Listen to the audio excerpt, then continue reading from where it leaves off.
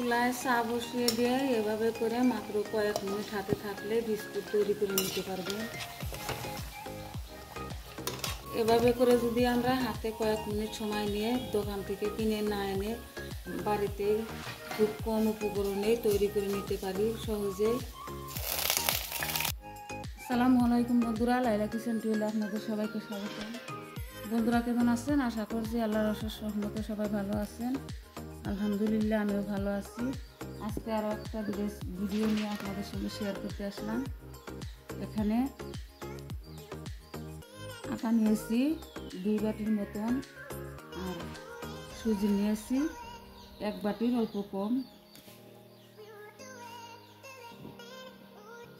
Biscuit তৈরি করব, ঘরে থাকা সামান্য উপকরণ দিয়ে বিস্কুট তৈরি করব আমি।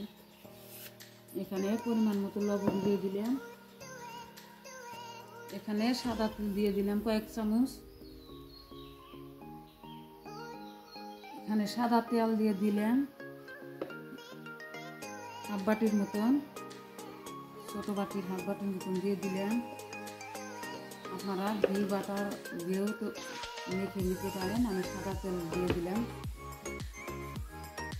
সবসময় সবার ঘরে ঘি থাকে না, ওই জন্য সাদা তেল দিয়ে তৈরি করে রাখতে হবে।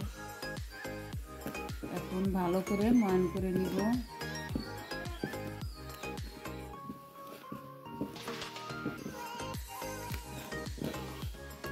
এভাবে ময়ান করা হয়ে গেছে। মুঠি বান দিলে মুঠি হয়েছে, আবার ভেঙে দিলে ভেঙে যা। কাজটা মুচমুচে হওয়ার জন্য ভালোভাবে ময়ান করতে হবে। এখানে উষুম গরম পানির মধ্যে গুঁড়ো দুধ দিয়ে চিনি দিয়ে গুলে নিয়েছি আগে থেকে। অল্প অল্প করে দিব আর মেখে নিব ডোটা।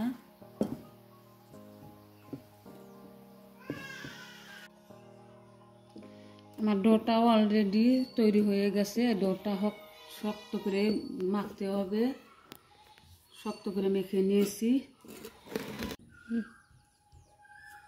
ডোটা আমি এভাবে করে নিয়েছি, ভালো করে মেখে ডোলে এভাবে করে নিয়েছি, 4 কানি করে নিয়েছি। একটু ফেটে ফেটে গেছে, কোনো সমস্যা নয়, শক্ত ডোটা।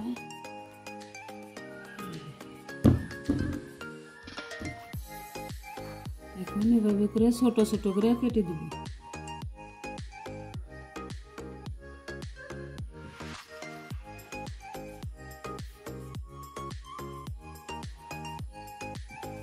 এভাবে করে কেটে নিব সবখানে। এই যে আমার বিস্কুটগুলো তৈরি করা হয়ে গেছে। একটু ফেটে ফেটে গেছে, চেপে চেপে দিয়ে সই করে নিছি। এখানে আমি তেলটা গরম করে নিয়েছি, একটা একটা করে বিস্কুটগুলো দিয়ে দিব। মিডিয়াম টু লো আছে, লাহে লাহে ভেজে নিব।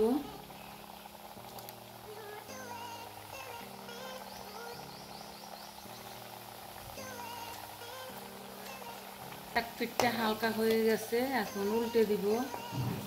এভাবে করে উল্টে পাল্টে লাল লাল করে ভেজে নিব। আমার বিস্কুটগুলা এই যে হয়ে গেছে, রেডি হয়ে গেছে। এখন নামিয়ে নিব তেল ঝরিয়ে।